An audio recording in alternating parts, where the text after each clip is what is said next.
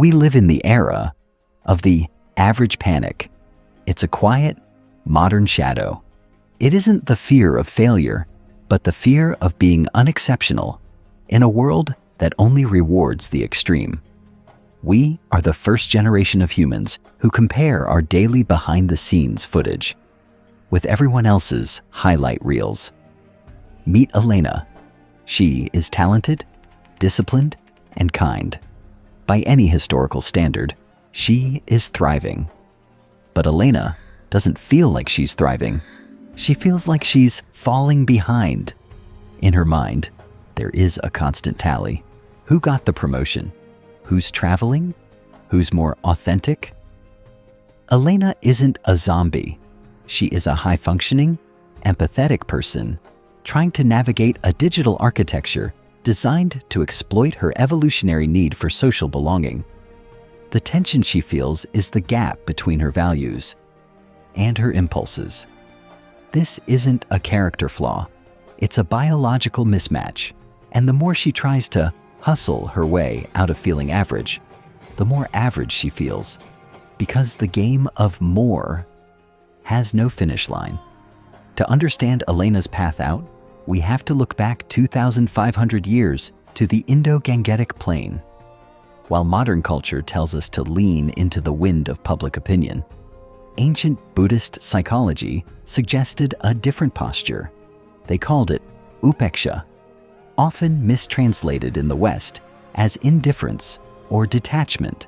Upeksha actually translates more accurately to equanimity or even-mindedness.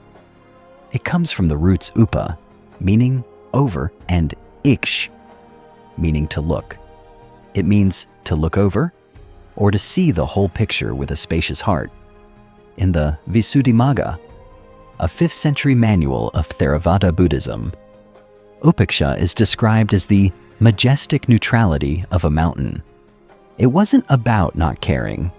It was about not being jerked around by the 8 worldly winds.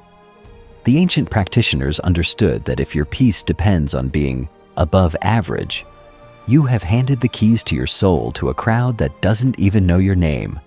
Modern neuroscience is finally catching up to the mountain. In 2010, Harvard psychologists Matthew Killingsworth and Daniel Gilbert published a landmark study in Science titled, "A Wandering Mind is an Unhappy Mind." Using a sample of 2,250 adults, they found that people's minds wander 47% of the time. And, crucially, this wandering almost always leads to a drop in happiness, regardless of the task. When Elena compares herself to others, she is activating her default mode network. This is the self-referential part of the brain.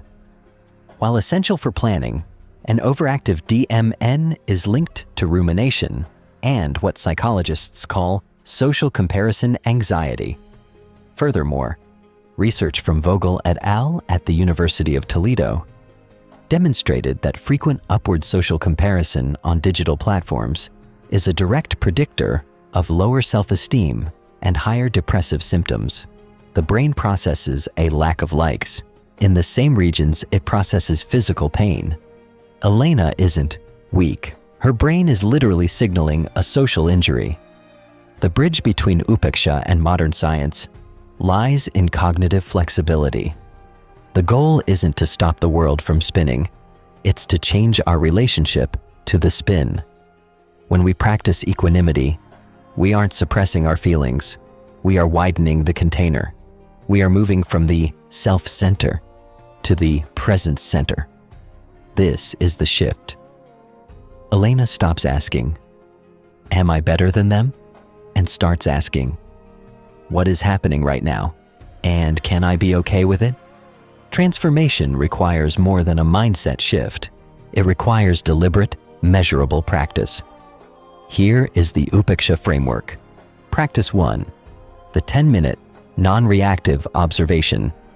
The mechanism is deconditioning the stimulus-response loop in the amygdala. Here is how. Set a timer for 10 minutes. Sit in a public place. Or look at your phone without logging into social media. Observe your impulses to judge, compare, or react. Label them simply. Comparison arising. Judgment arising. Metric. Count how many times you refrained from acting on an impulse. Practice 2. The value audit. The mechanism is shifting from extrinsic goals, like status, to intrinsic values, like purpose. Here is how. Write down 3 things you would do, even if you could never tell anyone about them. This is your dark work. Do this once a week for 4 weeks. Practice 3. The digital Sabbath. A study by Hunt et al. Showed that limiting social media to 30 minutes a day resulted in significant decreases in loneliness and depression over 3 weeks. Use an app blocker. Limit comparison platforms to 30 minutes. Expectation. You will feel a phantom itch for the first 5 days. This is dopamine withdrawal. It is normal. A note of skepticism. These practices aren't a panacea. If you are struggling with clinical depression or severe trauma, Upeksha should be a supplement to professional therapy, not a replacement. Equanimity can sometimes be used as spiritual bypassing to avoid dealing with real-life problems. Use it to face the world, not to hide from it. Let's return to Elena. 3 months later, Elena still sees the posts. She still knows people are getting promoted, but the sting is gone. She has developed what the science calls self-compassion resilience. Following the work of Dr. Kristen Neff, Elena has replaced self-esteem, which is based on being better than others, with self-kindness, which is based on shared human experience. She failed a major presentation last week. In the past, this would have been a mediocrity crisis. Now, it's just data. She practiced Upeksha. She looked over the failure and saw it for what it was, a moment in time, not a verdict on her soul. She isn't scary or unbreakable. She is simply centered. She has found her path, and she's no longer looking at the person in the lane next to her to see if she's winning. This is not a call to be a hermit. It's a call to be a conscious participant. You have unrealized potential, not because you aren't doing enough, but because so much of your energy is being leaked into the void of comparison. Most people haven't been shown a different path because average is profitable for the attention economy. We want to hear about your experience. In the comments, don't just leave a slogan. Tell us, what is one area of your life where comparison is stealing your joy? And which of these 3 practices will you try for the next 7 days? We are building a community of people who value depth over surface. If you found value here, consider sharing this with someone who feels lost in the noise. Stay still, move deep,